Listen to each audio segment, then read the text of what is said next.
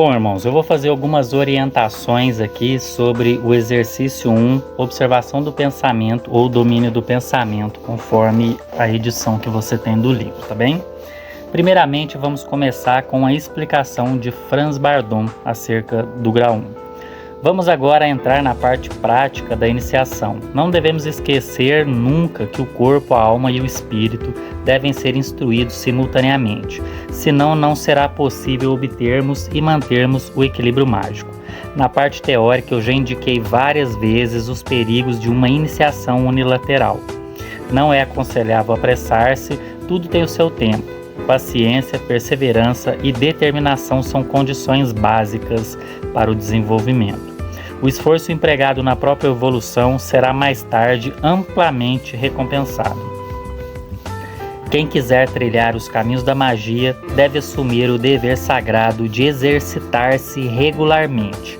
Devemos ser generosos, amistosos e condescendentes com o próximo, mas severos e duros com nós mesmos. Só com esse comportamento é que poderemos ter sucesso na magia. Nunca se deve julgar ou criticar os outros sem antes olhar para si mesmo. Não se deve conceder a ninguém acesso ao próprio reino. O mago não deve falar sobre a sua caminhada, sua escalada e seu sucesso. O maior poder reside no silêncio.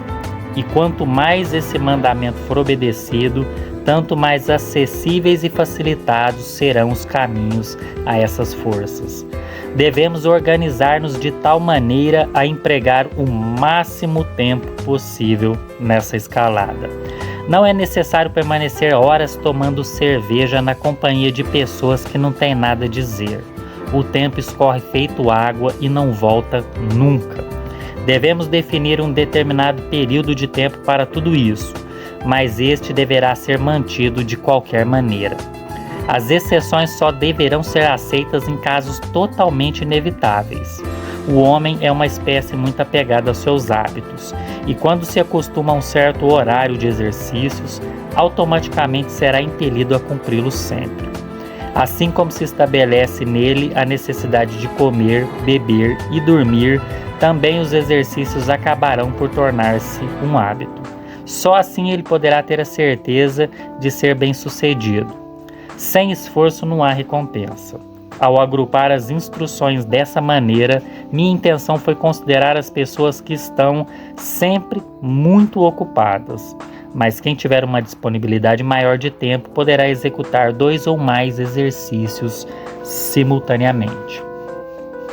Vamos então agora à explicação do exercício controle do pensamento ou observação do pensamento. Sente-se confortavelmente numa cadeira ou deite-se num divã. Relaxe todo o corpo, feche os olhos durante 5 minutos e observe o curso dos pensamentos que você tenta fixar. No início irá perceber que uma grande quantidade desses pensamentos precipitar-se-ão em sua mente. Na sua maioria, pensamentos relativos às coisas e situações do dia a dia, às suas atividades profissionais, suas preocupações em geral. Imagine-se na posição de um observador silencioso, totalmente livre e independente. Conforme o estado de ânimo e a situação em que você se encontrar no momento, esse exercício será mais ou menos difícil de realizar. Não se trata de perder o curso do pensamento ou de esquecê-lo, mas de acompanhá-lo com atenção. Devemos, sobretudo, evitar pegar no sono durante o exercício. Ao nos sentirmos cansados, devemos interromper o exercício imediatamente e adiá-lo para uma outra ocasião, quando então assumiremos o compromisso de não nos deixarmos dominar pelo cansaço. Para não perder o seu tempo precioso, os indianos, por exemplo, borrifam ou esfregam água fria no rosto ou no peito, e assim conseguem permanecer despertos. Algumas respirações profundas antes do exercício também eliminam e previnem o cansaço e a sonolência. Com o tempo, o aprendiz descobrirá por si mesmo essas e outras pequenas medidas auxiliares. Esse exercício de controle ou observação do pensamento deverá ser feito de manhã e à noite. E a cada dia o seu tempo deverá ser prolongado em 1 minuto para que em 1 semana possamos acompanhar e controlar o curso de nossos pensamentos por no máximo 10 minutos sem nos dispersarmos. Esse período de tempo foi determinado para o homem mediano comum. Quem achá-lo insuficiente pode prolongá-lo de acordo com a própria avaliação. De qualquer modo, deve-se avançar com prudência, pois não há motivos para ter pressa. Em cada pessoa, o desenvolvimento ocorre de forma bastante individual, mas não se deve de jeito nenhum seguir adiante antes de dominar totalmente o exercício anterior. O aprendiz atencioso perceberá como inicialmente os pensamentos vão sobressaltá-lo, passando por sua mente em grande velocidade e dificultando a sua captação. Mas de um exercício ao outro ele constatará que o caos inicial irá desaparecendo aos poucos e lhes ficarão mais ordenados, até que só uns poucos surgirão na sua mente como que vindos de muito longe. Devemos dedicar a máxima atenção a esse trabalho de controle ou observação do pensamento, pois ele é extremamente importante para a evolução mágica, o que mais tarde se evidenciará por si mesmo. Essa é a explicação de Bardon. No áudio seguinte, vocês terão a minha visão do exercício, ok? Bom, irmãos, agora vamos às minhas orientações acerca do exercício de Franz Bardon da observação do pensamento. Esse é um exercício que inicialmente ele traz uma visão muito simplista, né? Ele parece ser uma coisa muito simples, apenas aprender a olhar o seu fluxo pensamento. Sim, esse é um dos propósitos do exercício, mas ele não se limita a isso. No exercício da observação do pensamento, nós temos como propósito descobrir o observador imparcial, o observador além da mente. Ou seja, existe um observador que está além de todo o fluxo mental ou fluxo pensamento. Quando você descobre essa capacidade do observador, você vai ir muito além quando aprofundar filosoficamente nesse pensamento. Ou seja, o observador é a nossa própria consciência, né?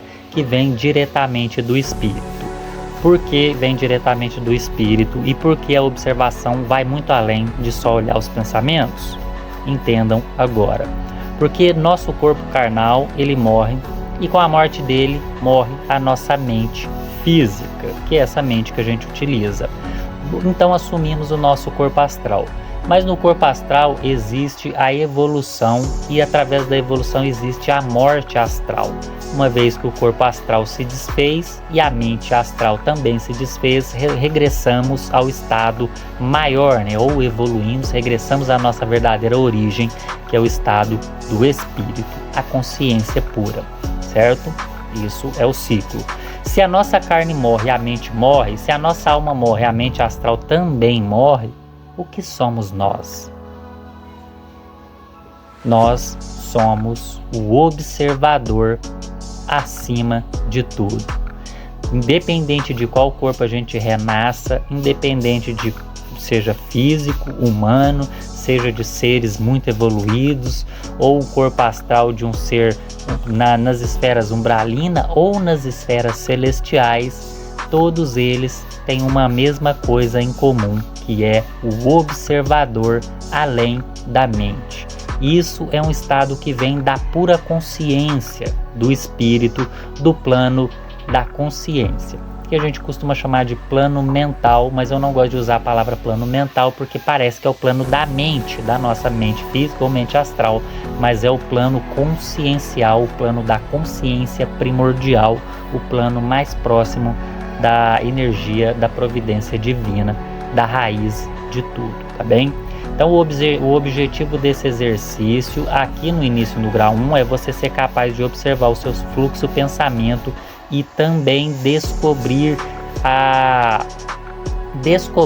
esse observador que está além de tudo, ok? O observador que é capaz de observar independente de qual corpo esteja ou não estando em nenhum corpo, estando no estado mais sublime e elevado de consciência pura, tá bem, meus irmãos? Então a gente vai observar o nosso fluxo de pensamentos, vai conhecer a nós mesmos e conhecendo a nós mesmos, nós, o microcosmos, conheceremos ao grande, ao macrocosmo. Conhecendo a nosso fluxo pensamento, nosso observador interno, descobriremos as nossas capacidades de observador grandioso, que é o observador macrocosmo, o observador o todo, a totalidade, a unicidade. Por isso que muitas das vezes vocês vão ouvir dos iniciados e dos espiritualistas, eles falando que tudo está conectado, que tudo é uma coisa só. E sim, definitivamente, tudo é uma coisa só. É aquilo que chamamos de todo, o todo. E o todo é uma consciência. Se ele é uma consciência, ele é um grande e absoluto observador. Entenderam, meus irmãos? Então a prática da observação do pensamento, ela não é tão simplista como parece à primeira vista. Embora você comece com pequenos passos, observando o seu fluxo pensamento, mas a expansão dessa técnica e o domínio pleno dela leva à compreensão do observador primordial, o todo, na sua mais sublime e pura consciência. Tá bem, meus irmãos? É exatamente isso que eu quero que vocês tenham em mente quando estiverem praticando este exercício. Não só este, como todos os outros, porque todos os exercícios de Franz Bardon, perfeitamente criados e elaborados, têm muitos objetivos, por mais que eles pareçam simples, e objetivos grandiosos e profundos. Tá bem? Essa é a minha explicação acerca da observação do pensamento.